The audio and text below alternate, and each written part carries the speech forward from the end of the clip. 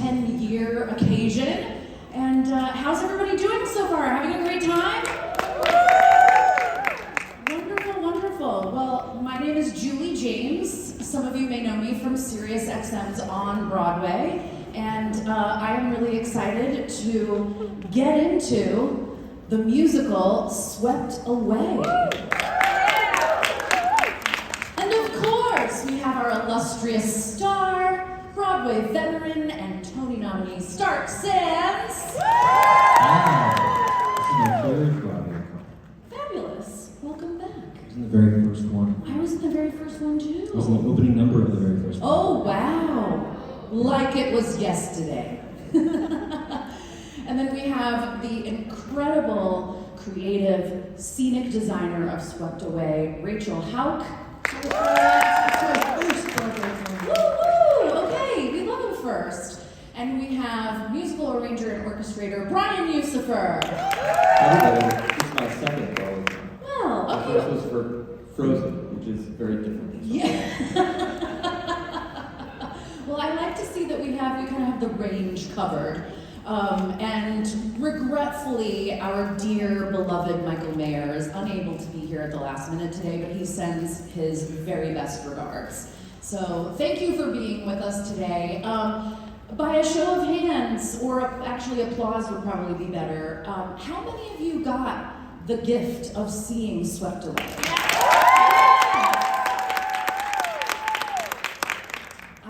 That just warms my cold little icicle heart. I'm thrilled that you did, and today is a very auspicious occasion because it's album release day! Yes, so that's some great timing right there that comes out on the first day of BroadwayCon, and so make sure you check it out, download it, stream it, listen to it on SiriusXM. Do all the things.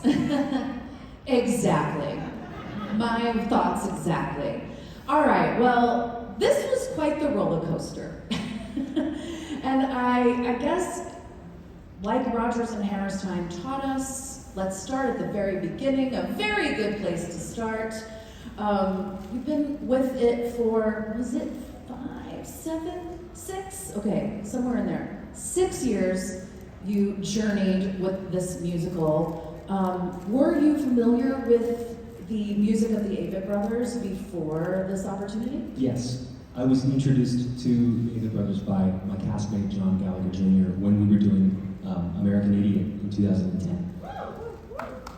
He was playing a record in his basement dressing room, and I went down to visit him between shows, and I was like, "What's this?" And he was like, "You don't know these men?" And then that was my introduction. I became a fan after that, like many of us in that cast. But my association with Swept Away is not as long as other people on this panel. So we might want to ask, which one of you were first, Brian? I first talked about this in the summer of 2015, which was almost 10 years ago. Jeez. So, Yeah. that's a long time. Yeah, and did you know the brothers? No, I didn't actually. No, I didn't. Matthew Masson, the producer, knew Chris Miller, who was my collaborator on the show. We co-arranged and orchestrated the show. And Matthew had spoken to him about the potential of doing a musical, and my memory is that Chris was like, "I don't think that I want to do it. Do you want to do it? I'm going to give him your name." And we were at like a 4th of July barbecue. Chris and I have known each other for a long time. And by the end of the night, we were like, "We should do it together. That'd be really fun, right?" And we never worked together like that. I've worked on his songs as like a music composer, but we never collaborated as arrangers together. And so that's kind of where that began. It was many years before anything even happened, but that was a conversation. And I had the delightful chance to visit with the Avett Brothers in the studio, which of course, for anyone who doesn't know, is 2 brothers and an honorary brother, and heard about, and I want to invite you to maybe elaborate, anyone that knows this story from them firsthand as well, that this began as a book that they were fascinated with as kids. Does anybody know the story? Yeah, their dad gave them the book, The Custom of the Sea. And they just were very struck by the survival story of it and the resilience and all of that. And that's what sort of gave me the idea to write Mignonette, which is loosely based on the story that book is about. That book is about the fallout of that incident that happened. It's really incredible, and it sparked a big legal case. If you go to law school, you study the thing that's about. Oh, really? Yeah. Dudley versus Great Britain or something like that. I don't remember the name of it. But it basically was a case that established that necessity was not a reason to murder. You know what I mean? You couldn't murder somebody because you had to. Yeah. Yeah. Well, it's that, and I love books, and I love the notion that of story like that was, you know, on the pages of paper in a book from so many years ago in their lives could inspire an album that would then inspire a stage musical. So it's really cool to think about art begetting art in that manner. Yeah. Rachel, I want to bring you into this. I was so gobsmacked at your design and what you pulled off. For those of you that saw it, give it up for Rachel. When that transition happens, when that set transformed, was that just not chill-inducing? I mean, and then, so talk with us a little bit about what your vision was for the piece, how you came up with that incredible idea to, you know, do that amazing transformation. And my favorite, if I can just tack on one more, the mirror from above. That just took my breath away. So delight us with how you envisioned and executed that incredible design. Sure. Oh my God, I'm honored. I mean, we, you know, honestly, the design that you saw on Broadway was, I think, you know, in the studio, the second thing I showed Michael and Kevin, and it never changed. It never changed. It got bigger. You would attest.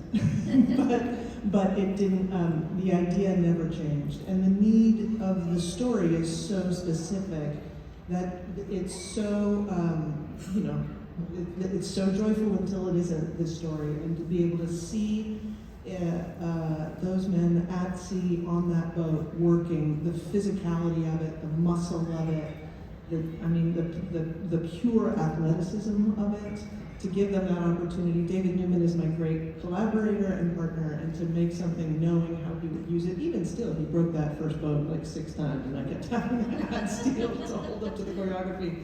But the, you know, the puzzle of it is the same, actually. It's that it was designed for Berkeley Rep, which is a 3/4 thrust space, the space that we were using. And we needed the heart of the action to be in exactly the same place in both parts of the story.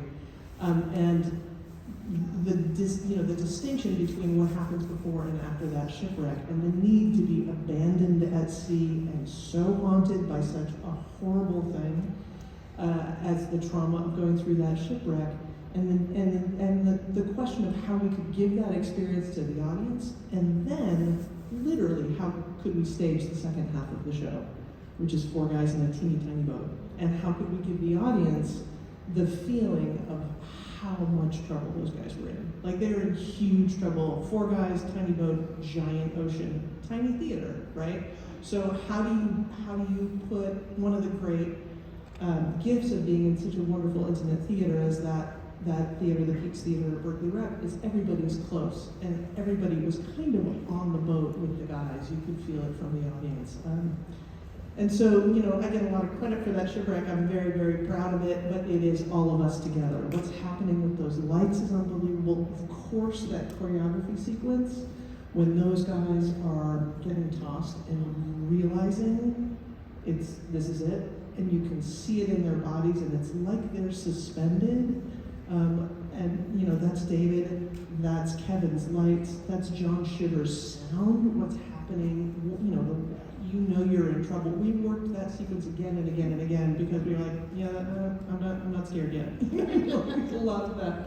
But once it goes up, and that mirror under the boat, which is such a great idea, is Kevin Adams' idea. And he he knew, it's an old magician's trick, mirror, how you use mirror, how you can erase solid objects with a reflection. And I had shown them that model, and it was the wood underside of the ship, and he was like, you should make that mirror. So we did, we put a dark tinted mirror, and then suddenly it really did feel like you were haunted by the ghost of that ship because it was hovering right there. Thank you. But it was something you could also forget, and then the ocean itself was multiplied because the structure of the beams mirrored the structure of the water, and it was all reflected. And in Berkeley Rep, you could choose to watch the action either in the mirror or in the boat, so you could really see what was happening. So it was quite an honor. There's a name for this that I learned this past month. I'm not someone who reads reviews when I'm in a show, because I don't find it useful, because I still have to go and do the show that night. I don't want to try to replicate something that one reviewer liked, or change something that somebody didn't like. But when a show is over, I'm more open to it, and I read all the reviews after we finished the show. And what happened in that shipwreck is, with all those elements coming together, every single review praised it. It's called a coup de theatre. And it is when every element, every department shines. But I have to say, it all hangs on that set change. I want to say too, I don't know if you remember this, but in the script, at that point, all it said was, the ship sinks. And so, we had done probably 2 or 3 readings and a workshop, and when we get to that point, there's music on Mignonette that is sort of the shipwreck music, and so we kind of like approximated that music, and then when we got to Berkeley and we saw Rachel's amazing design, we were like, so what happens? And she demonstrated everything, and it was like incredible, we were blown away, and Chris and I were like, great, well what happens? And so we went away and kind of had to write a story of what it is, and we sort of came up with the idea where everything sort of is rolling around and building and building and building, and then it freezes like you're in, time stops. And I was in a car accident when I was in my early 20s, and I was fine, it was wild, but all I remember saying is like, oh my God, oh my God, oh my God, the whole time. And so we're like, they should pray. These guys that we just saw, basically like saying, that's not for us in Ain't No Man, they should sing the prayer that Big Brother sings in slow motion, and then all hell breaks loose, and the thing happens. But we had to sort of figure that out and come up with that story. Yeah, it's true. I went back and looked at that first stage direction from from John Logan, and it was absolutely like, it's a simple set. It's a platform. It's a wooden platform and a wooden stage. And we're like, okay, I'm gonna put that over here. But it is true. It's like, this is similar to Hadestown, actually, where there is nothing written of the transition. It's just like, and then you're in Hadestown, and you're like, okay. but because these collaborations, both that show and this show, are so deep, it's interwoven. So it's like this, now you build, now they build. And it is a fully seamless collaboration. It's one of the things I'm most proud of, those costumes, the extraordinary work of Hilferty. It's just an incredibly interwoven, and that's all credit to Michael Mayer, of course. So good. I was full of goosebumps when you were describing some of that, and can we also just give it up for Hadestown, that I also revisited recently to catch.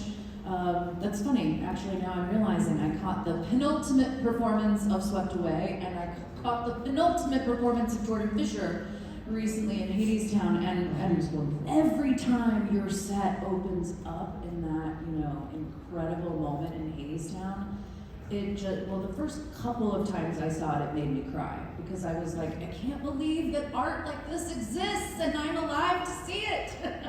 So it's such a testament to you and your craft, and I'm so glad that you're naming your collaborators. Each of you continue to do that, because of course we can't have everyone here with us today, so continue to include them and name them. I love that. The one other collaborator I will name is, of course, the bajillion people it took to engineer and build that idea. Which is like, you're in the studio, you're like, and then it'll just do this, and then all the ropes will do this, and then and this is gonna spin. I know it looks crazy, but it's gonna spin on this little bit. And the guys who engineered that, the people who engineered that, the artists who painted it and executed it, I can't say enough. None of this happens without them. So, all credit to them. Yeah, oh, I love that. And another one of my deep curiosities was what actually was going on in the boat for you? Like, you know, as Rachel rightly said, 4 guys, teeny little boat. It did the magic that we needed it to do, but just on a practical level, aren't you kind of curious, like, you know, how did you figure out how to sit? What did it really look like down in there? What was that? You know, there's a whole different kind of choreo to that, I'm sure. When we first started rehearsing this, it was in a rehearsal room in Berkeley, in California, at Berkeley Rep. And it was a rehearsal room. It didn't have the gyro, it didn't spin, it didn't do anything. It was a rehearsal. It wasn't a rehearsal, it was the actual boat. But we didn't know what it was going to do. So we just blocked it very simply and found our way emotionally through the piece. And we barely touched it in that space because we all knew pretty quickly, ooh, we're very close to this. We don't want to overdo it. We don't want to blow it. It's really heavy. And so we just did it as little as possible until we got into tech. And that's when we started learning about how sightlines are going to play a part, and how fast or slow the boat should spin, or should it be still. And we tried a lot of different things. And in Berkeley, more than any other place we did it, it spun most of the time. Because it was this thrust and people were sitting on 3 sides, there was always somebody who was going, if it stopped moving, who was going to have a crummy view. So it didn't really stop. It rotated most of the time. We couldn't do that at Arena Stage. We couldn't do that on Broadway. We had to find a different way of doing it. What I can say is that I know every rib of that boat. I know every bump and scratch. I made a lot of them. I know, this is going to sound weird, but I'm very intimately familiar with Adrian Blake-Ensco's body. Because we have to spoon in this boat, and we have to be physically close, and it had to happen like right away. And I'm glad that I love him so much, and he loves me so much, and we get along, because there was a moment in tech, in Berkeley, maybe it was DC, but I just remember we're sitting there in tech. You know, you have to wait to sit and hold for long periods of time because they're changing a light, or they're adjusting sound, or they're doing something, they're having a conversation, and it's not easy to get in and out of this boat. So we'd just stay where we were, and we'd be like on top of each other, right? And I realized that any other line of work, this would be really weird. To be spooning this person who's not my wife. But it's not weird because it's Broadway, it's theater. The lines are different. It's a different level of intimacy and connection and friendship. It's funny. We bought that boat. We went hunting for it. We had an idea about it, and the guys at PRG found that boat. They're like, we can't build something like this, and they kept shopping, and they kept sending me pictures of boats, and I was like, that's not gonna be it. That's not gonna be it. And we bought this boat from a guy who was selling it on behalf of his friend. He was 80 if he was a day.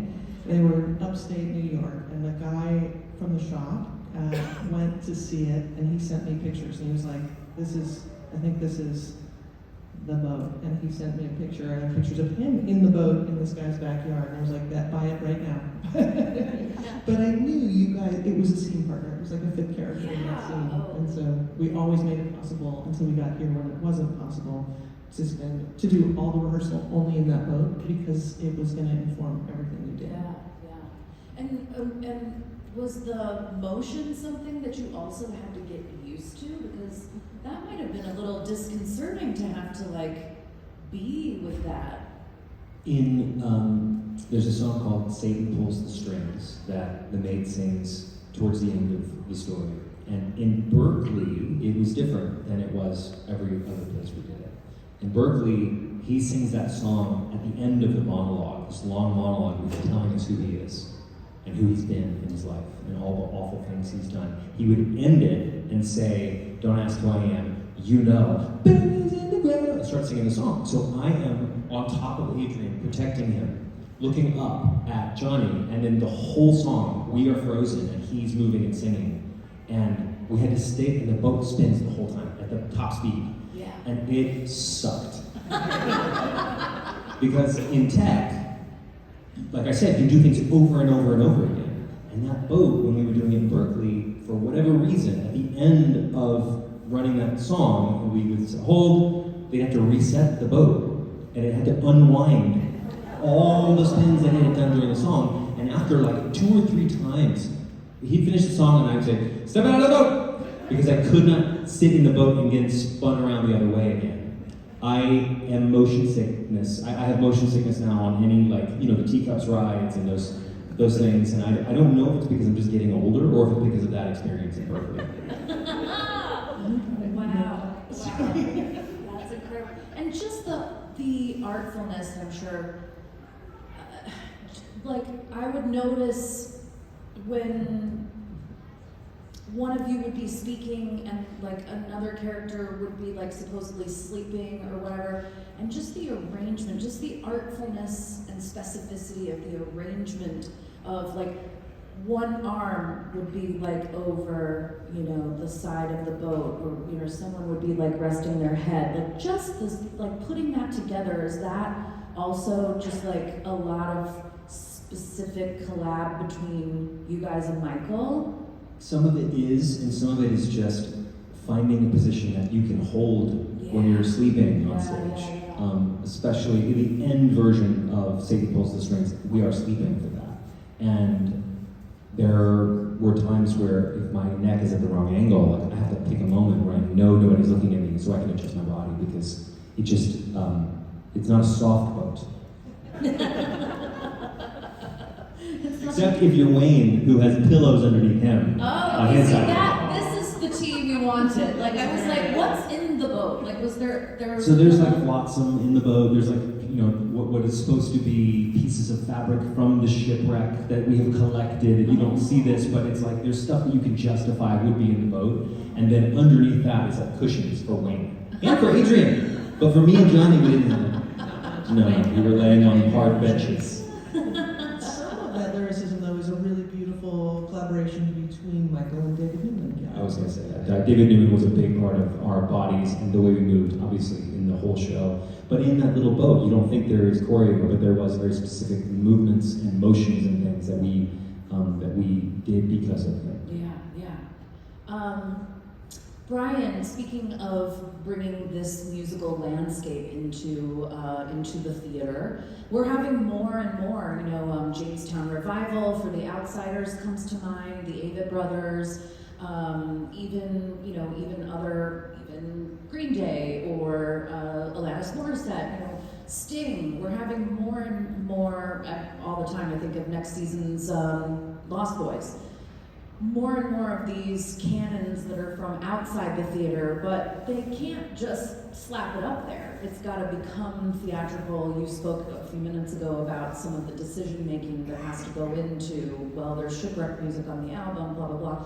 So take us through your vision of translating the music of the Avett Brothers, giving it the theatrical context and landscape that it needed, and what you think maybe about the greater picture of all of like the ones that I just named that are now becoming part of the Broadway canon. Yeah. For me, the most important thing is the story. It has to be the story. And to go another step, the words that they say are also the most important thing. And so I've done a couple shows like this, and where you're sort of taking just the music and trying to figure it out. And the approach that I like to take is to kind of break it down to just the lyric, and maybe the chord changes, like just like take it down to like the studs, the bones, essentially, you know, and start to ask like, okay, who's the character singing? What is the story in this moment? What is the larger story of the whole thing? And start to kind of make decisions about what does Big Brother sound like, and what does Little Brother sound like, and how are they different from each other? And, you know, kind of taking away what we know about the music for a minute, and just try to make decisions as if we were writing the score, you know, from scratch. And that's really fun. It's a really fun process because you have a lot of ideas. Some of them are bad or wrong or good. It doesn't matter. You just have to kind of throw things at the wall and just play with it and figure out what kind of works. And as we were putting this together, we knew that the captain had to kind of have his own thing, and when he sang, and he really only has one big song, that kind of had to have his own thing, and we knew that the mate had this huge character arc that we had to sort of represent and look at the beginning versus the end. We talked about the brothers being related somehow, and how can their music be similar but different, right? They're totally different people. And so that's like the beginning part of the conversation. And then you start to think about, well, what does an acoustic guitar feel like, and what would that mean on this song versus an electric guitar or a banjo or a piano or a tuba, whatever it is, eventually at some point we start to think, okay, this is the Avett Brothers, and we have to stay in that world, and so we want to use the same ingredients, but once you've done all of that kind of structural work about a story, it's a lot easier to forget about some of the things that may have been hallmarks of their versions of the songs.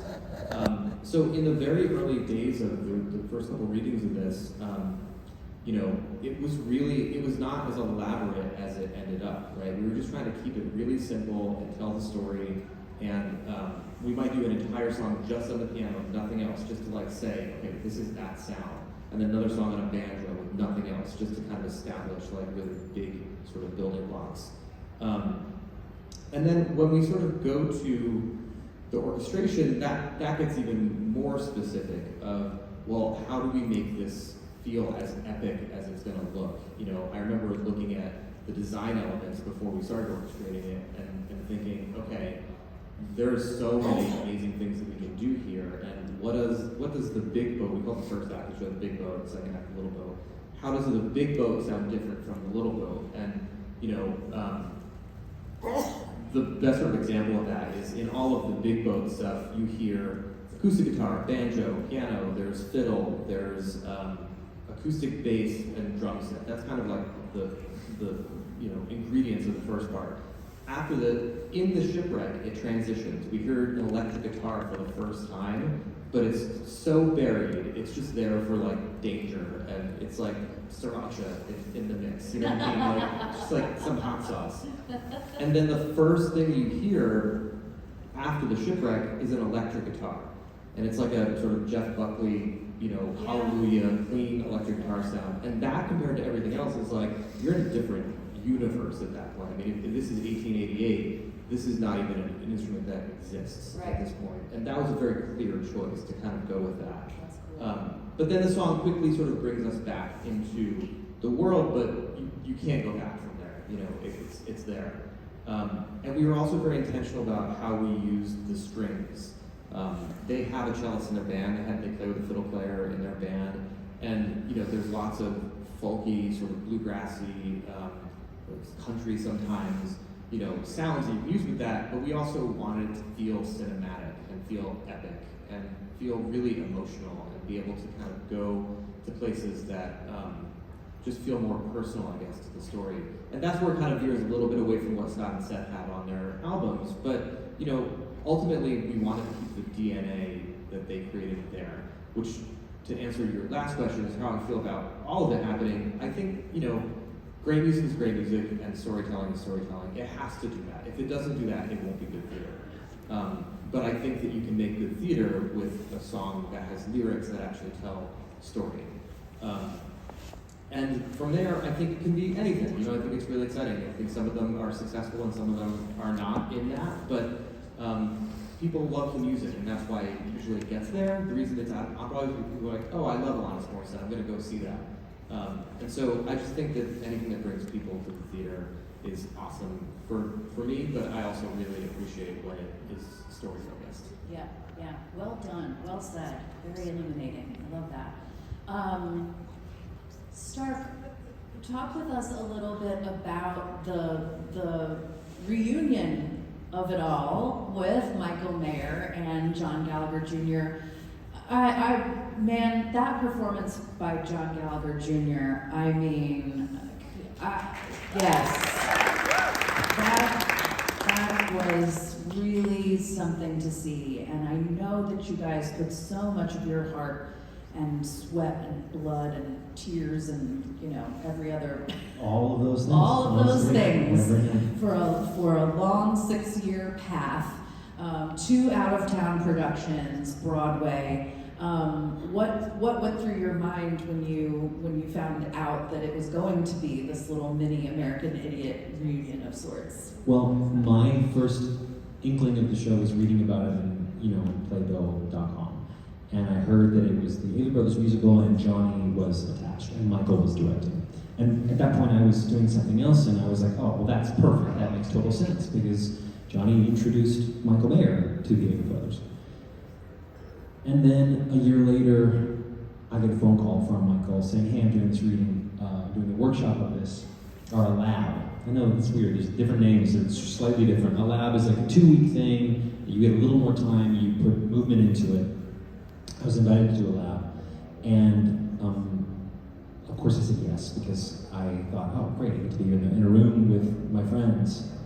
And I also knew John Logan because I was cast in a pilot for a HBO series that did not go to air, that was called The Miraculous Year, that John wrote. And listen to this, it was Frank Langella, Norbert Leo Butz, Patty LuPone played my mom, naturally. It was insane. Eddie Redmayne was the lead character, and it was about the building of a Broadway show. It sounds a lot like another show that happened a year later.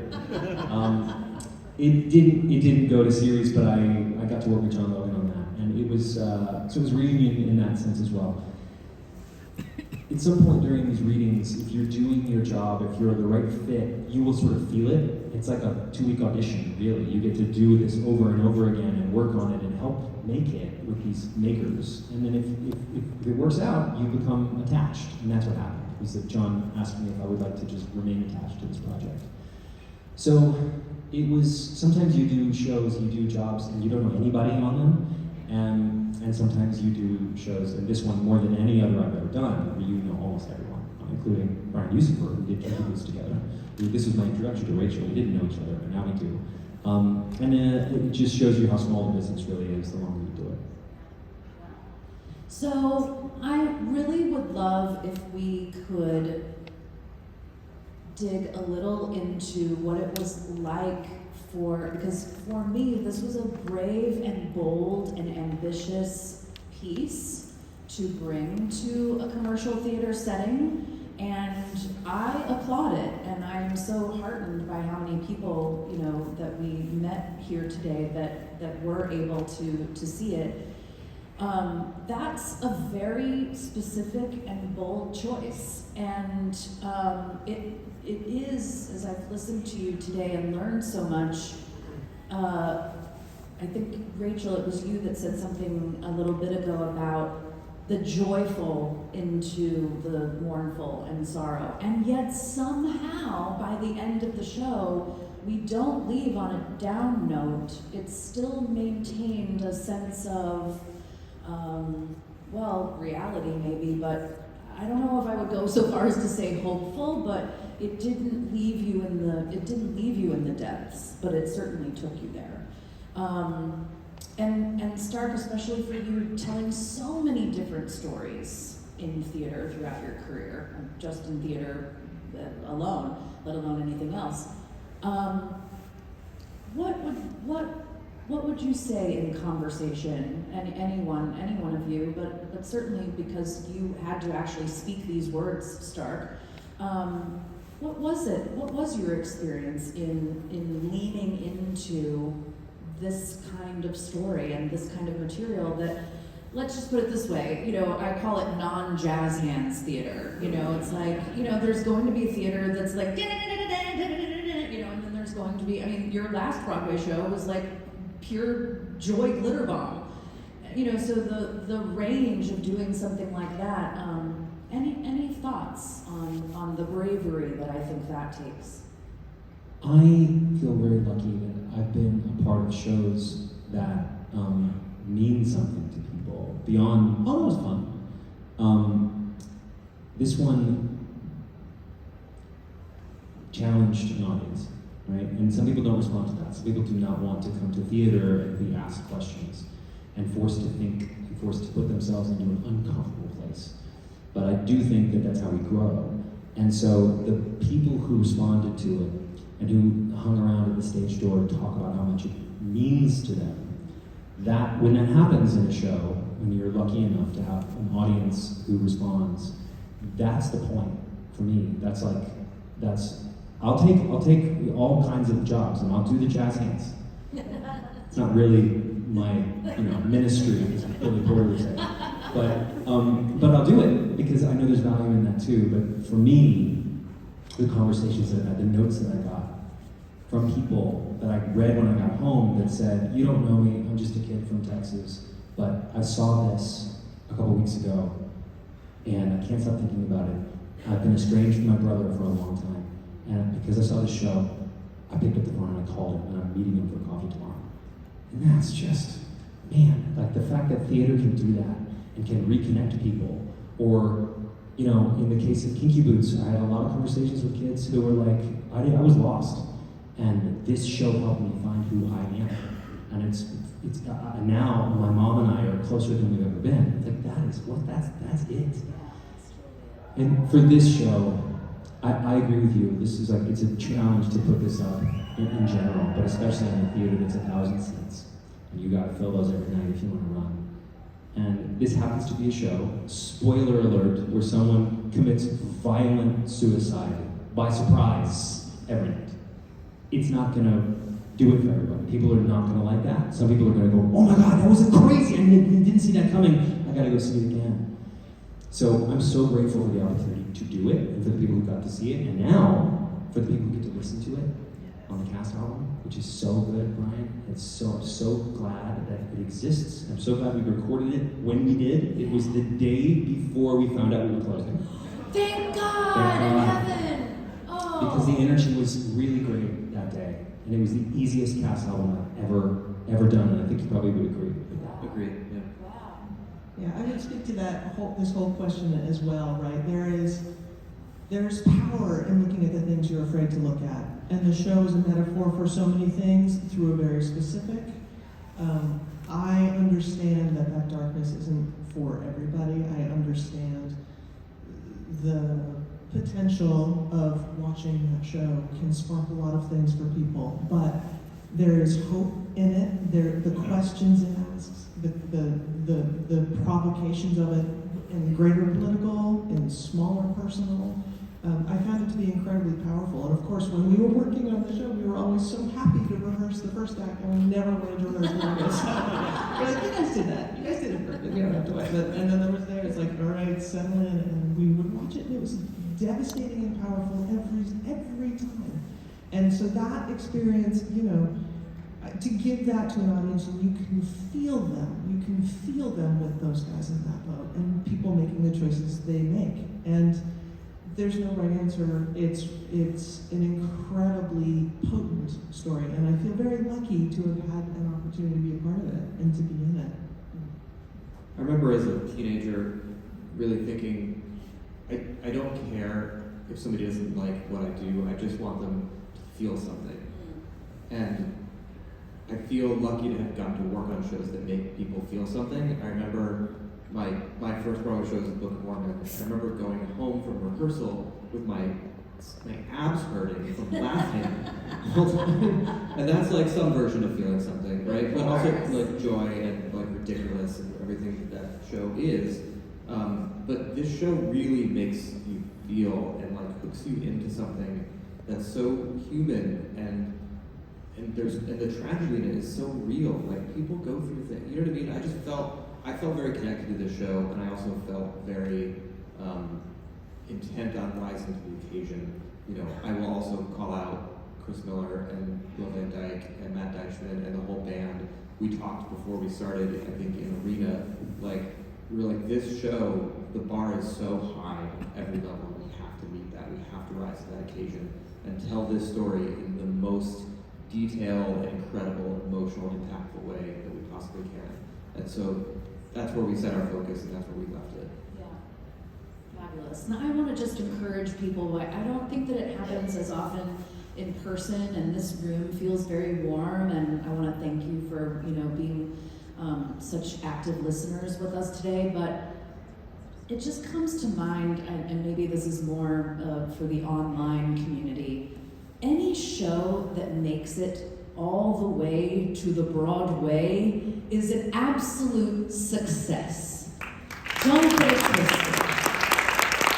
What it takes for these artisans, and so many others that they represent to have put everything they have into making something the absolute best that it can be.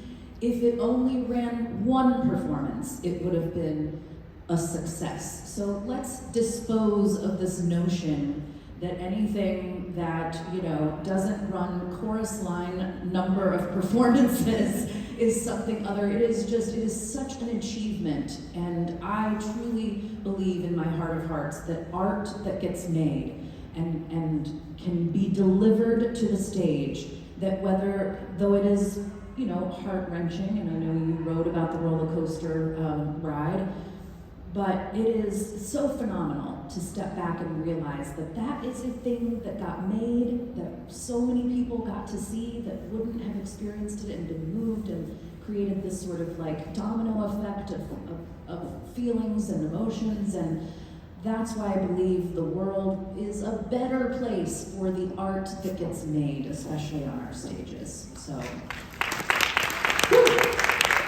I just had to preach for a minute. I just had to preach. Well, I want to leave some space for anyone that might have a question. If there's something on your mind that you'd like to ask, I think we have some audience mics. Oh, great, right, they're just here. They're here. If you have a question, step right up. Hi, what's your name? My name is Larry Kaufman. My wife and I were investors in the show. Oh, thank you. The cast party was one of my favorite cast parties of all the shows we've been to. The venue was phenomenal. My question, though, for you was, when you announced the closing of the show, next thing you know, you had sold out audience. So what did that feel like, being able to extend the show for 2 weeks, having the response to that announcement? It was a wonderful feeling to feel the blow of the show coming to a close, and also just the sort of swiftness from when we learned to when it was going to close. It was only a week and a half, and it was seemed very, very, very short amount of time, not long enough to like really come to terms with it. And like you said, the next day we were sold out, and that continued for the rest of the week. So it just became clear that there was an audience who really wanted to see the show. I think there's a misconception sometimes when, if you read the reviews, or certain reviews, if certain reviews are good, and in our case, we were a New York Times Critics Pick, and we're proud of that. There was a time when that review could make or break a show. I think those times have passed. There's a lot more voices out there. And so it's better, this is better than the way it used to be, I think. But the problem is people still think, oh, we got a critics pick, it's gonna run. Yeah. That doesn't always happen. And so the producers got together, the decision was made to raise the money to do 2 more weeks. The money was raised, and the show, I was lucky enough to be the one to announce that the show was going to extend. And that's one of the most memorable moments of my career, is being able to say that to the audience that was in the room that day and share that news. It felt great because the last 3 weeks of that run, it was full. And not only was it full, but the people who came were the people who, in our industry, are the people we look up to, the peers that we admire, and the people we wanted to be able to see the show. It gave those people a chance to see it.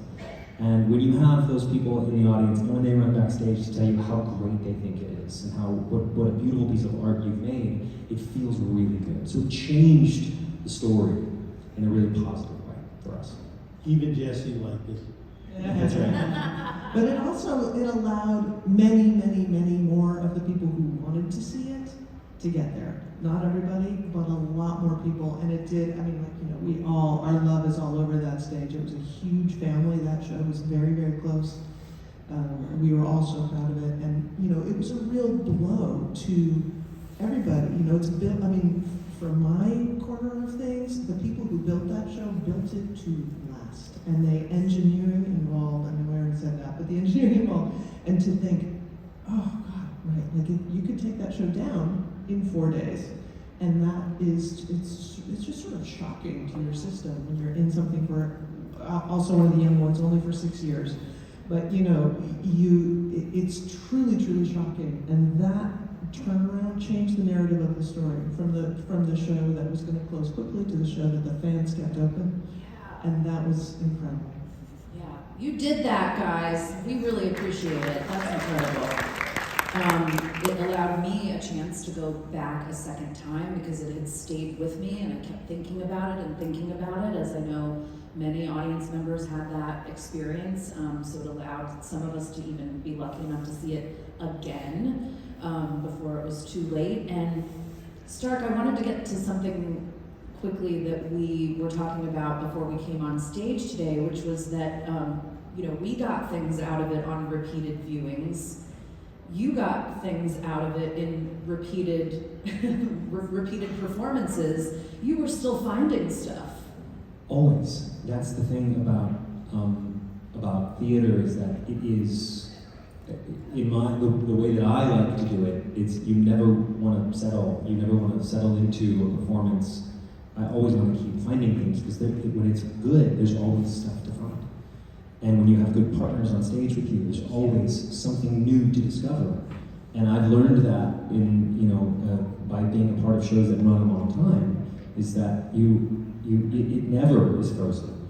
And I mean, there were things that happened on Broadway that I didn't discover until then. We did it for 10 weeks in Berkeley and for 10 weeks in DC, and it was close to the end of Broadway where I'm hearing things out of my mouth that means something that I never thought of before.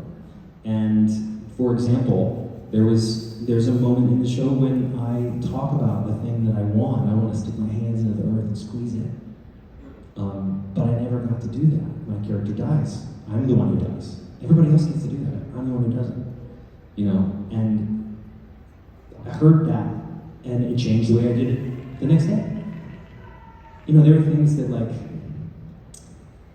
I don't know, I mean, everybody has their own experience with the election that happened, but that is something that happened during this run. And it was a really heavy day for a lot of people the next day. And no matter which way it went, it would have been. And the beginning of the song, A Gift from Melody Ann, is I want to get back. I want to get back all the hope. I want to get back, you know, this, and I didn't see that coming that day. But my real life feelings that day bled into the performance, and I had a hard time singing the song that day because all of a sudden things merged. And that's what you get from live theater, is you get something fresh every night, and it changes with the alchemy of the audience, and it changes with the alchemy of the people on stage and whatever they're carrying with them that day. And that's the reason I love doing it. Well said. Did we have anyone with a question? Hi, what's your name? Hi, I'm Sivan. Hi, Sivan. Hi. I'm not sure how to phrase this question, but I'm curious because the show, on one hand, is based on a very true story with a lot of details known, and the lyrics of the Avett Brothers are very specific, but then the characters don't even have names written in the script. And I was wondering, for all three of you, if you could talk a little bit about that experience of personal versus universal, and where that kind of met you during working on this show. Fabulous question. Yeah, I mean, it's interesting. The first thing that sort of pops into my mind is, I remember at the very first reading, talking to John Logan about that, and hearing him talk quite a bit. I have recorded his voice memo somewhere that, these characters are archetypes, and they represent something much bigger than themselves and the literal sort of character on stage. And I think I can only speak for the music. and I talked about it a little bit before, is that we were also going for that. We were trying to sort of like make these characters have different sounds, but also just like reach big ideas and not sort of, you know what I'm saying? I think that's, at least for the music, how I approached it, was that we're trying to be as universal as possible with the sentiment of the music so that I think people can relate to it. Yeah, in some sense, it's fable. And it's that same thing where it can apply in so many different ways. And so those characters not having names, nobody has a name, lets them go to a different place, I think. But it's very personal. It's incredible personal. And you know, any show like this, when you start it and you get a chance to do it again and then it comes here, the show grows. I mean, across the family, the show grows. The characters grow deeper, the performances grow deeper, the writing changes, the scoring changes. And it all starts to evoke more powerful depth, more opportunity for response. But I think that choice of John's really starts the opportunity for it to be, even within this very specific framework, a really universal story. It's a really smart choice. It also lines up with the way the Avon Brothers write their music, which is that they are not writing about universal things. They are writing about specific things and people in their life, that those songs mean something to them, they come right out of their lived experience, and because they're so specific, they become universal to everybody else. And that's what we are trying to do in the show. You know, my experience as Stark Sands moving through the world informs what I'm doing and the choices that I make, and they've changed over my lifetime. You know, there's a song in Murder in the City, I talk about my dad. Well, my dad died when I was 23, and so when I sing about my dad on stage, and the father that I, he shed a tear to tell me I love you both in so many different ways, like, man, that hits me in a different place, because my dad's not around to say that anymore. So all those things are useful, and that comes across to you as an audience member. You don't know what it is, but you know it's real. Yes, so good, so good. I'm so glad you asked that question, because I too was intrigued at the character names. And I also had put it on my reading list, the original book, because I was so captivated by the whole concept. And but is it really true that the three survived? And for quite some time, some of them. I mean, that is just wild to me. I never would have, going into it, because I love to go in as cold as possible. That's the way I enjoy a show the most, is the more I can just like give myself over to the story. And I couldn't believe, I had no idea it was going to turn out that way. And that's so cool too. But that's really true, that the three survived. Yeah, in the real story, yeah. Oh my gosh, that's... They came home and everything was fine. Everybody was like, "You made it!" And then they told the truth. They were like, "Yeah, we had to eat the caterpillar." Oh. But he was dying anyway. And so, because that happened for centuries and generations, that's just what happened at sea. Right. It's like, well, okay guys, looks like we're not gonna make it, so let's draw straws, or draw lots, is what they would say. Right. That's why the book is called Custom of the Sea. Because it was a custom, it was a normal thing. Yeah. But at the time, in England, they were very puritanical. I know it's the wrong word, but you know what I mean. Yeah. And there was one barrister who was like, now's my chance to pounce on this and stop this from happening forever. And that's what happened, is that they all went to jail for this. They were convicted, and the public outcry was so great that they were released from jail. Because but the case stood and stands today, which is probably a good thing. Yeah. They went to jail. Go to jail. Oh my... The book is wild. I gotta get this book. I gotta get this book. You know something funny that I noticed, because a lot of you would bring the book to the stage door to be signed? They've re-released the book with "Swept Away" in the corner of the book. Our logo and everything. Yeah. Inspired the stage musical "Swept Away." Oh, cool. Wow. You know, hey, whatever piques somebody's interest. Great. But while you're on that, can we also have a second for that incredible, iconic art, that the artwork for the show, and everyone's individual characters, you know, outside the theater? Like, I hope you have that, like, in that size, like in your house somewhere. I'm gonna chase that down. I mean, look, the fact that you know, Ken Taylor made this art of us. He's a very famous gig poster artist, an artist in his own right, but he's specifically known for the concert posters that he makes. And it was our producer's idea. to saying, well, we should get him to do it because that's different. The whole idea was to embrace that the show is different and show that in every way that we could. And so to look at that poster and to see us in that iconic, like 4-color, etching or whatever it is, it's really, it's okay with it. It's amazing, and there were other posters too that were also amazing. Sometimes the those Berkeley poster was different. Sometimes those come out eventually. They're like, oh, look what the Hamilton one was, before we decided on the star with the Hamilton on top.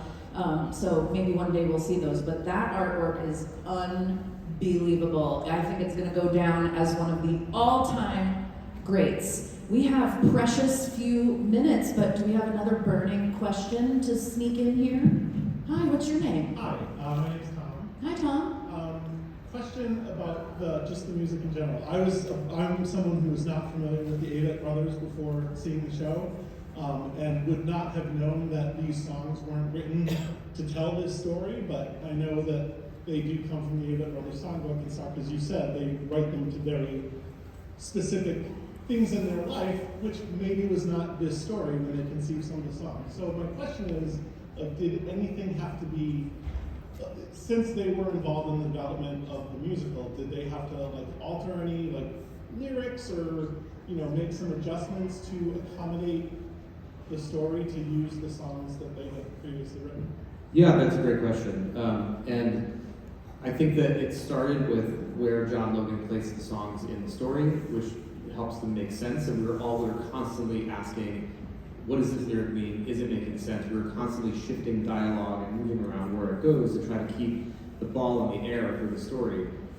We sometimes hit a snag where it's like, you know what, this line actually makes zero sense in this context. Can you guys write something else? And John talked to them quite a bit about that. So there's a few, if you really dive deep into it, you'll see that there's quite a few lyrics. I mean, the opening song, Go to Sleep, is totally different. They rewrote a whole different set of lyrics for the show. And then we always we used Salvation Song as the prayer for the development of the show, which is an amazing, gorgeous song. But it's talked around the thing that it needed to be. It wasn't a prayer. And so we needed a prayer. And so they wrote the prayer, which is what Star got to sing. And Chris and I used it in 3 very different places in the musical to do 3 very different things. Very People cool. who saw the show in the different locations, in Berkeley, we sang the original Avett lyrics for Go to Sleep. And it didn't make sense. Because we're telling them, tell our story, go to sleep, man. So it's like, no, we wanted to wake up, and then we're singing Go to Sleep. And we learned from that. And that is why you will hopefully get to do some development. Let's sneak in, if we make our answers short, we might be able to sneak in these last couple of folks. What's your name? Hi, my name is Rachel Fan. Oh my god, I'm totally fangirling right now. My question is, did this show take a toll on your mental health? And if so, what did you guys do to take care of your mental health? Because mental health is important, y'all! Yes. The show didn't take a toll on my mental health, I'm happy to say. And the reason, I think, is because in Berkeley and in DC, when we were building it, we shared a dressing room, the 4 leads. We shared a very small dressing room on both occasions. And because of that, any of us who were suffering through either what was happening to us in the show or outside of the show, we had each other. Just like we do in the little boat, we had each other in the dressing room before the show and after the show to sort of do these mental check-ins. And it really made all the difference because it is a heavy show. For me, for Adrian, for Wayne, especially for Johnny, because even though he's not the one who gets sacrificed in the end, he goes through, I think, the most tumult in the experience. And I do think that it would be very different if we didn't have that shared space. Great. Okay, is this the last one? Is that the last question asker? Okay, great, let's sneak it in. Hey, what's your name? Hi, I'm Jordan. Hi, welcome. I never got to see this live, but I did give your cast album a listen this morning. It sounds really, really good, by the way. Thank you. A truly polished Christian pop record. It sits comfortably in between The Last Ship and Girl from the North Country, in my honest opinion. I don't know if it's been mentioned yet. I arrived late a little bit to this panel. But let me first shout out the performance of Adrian Blake Ensko. What a brilliant, brilliant discovery. Agreed, his lovesick yes, absolutely. little brother having left the girl of his dreams to set sail for you guys, and that wistful title song is one of the highlights of the record. Agree. Yeah. My question is for Rachel, because I didn't get to see this live. One of the big talkers when people saw this in New York was that sequence. You know the one I'm talking about. I was just wondering here, for all those that didn't see the show, how that big ship in the beginning capsized to the lifeboat. Sure. We actually talked about that at the beginning of the panel, and since we're tight on time, I'll catch up with you after and tell you all the things. That's so generous. Yes, but it's an incredible scene, and that's why we wanted to really dig into it, because that element of the show was just absolutely phenomenal. So I'm excited for you to hear more Thank about you it. for the question. Yeah. I really appreciate it. Yeah, absolutely. So I want to thank all of you for being an incredible, attentive, beautiful, active listening audience. Please give a wonderful BroadwayCon thank you to Stark Sands, Rachel Hope, Robert Lucifer. Come on down, let's give them a little further. They're always like that. Wrapping it up. I hope you all have a great time this weekend at BroadwayCon.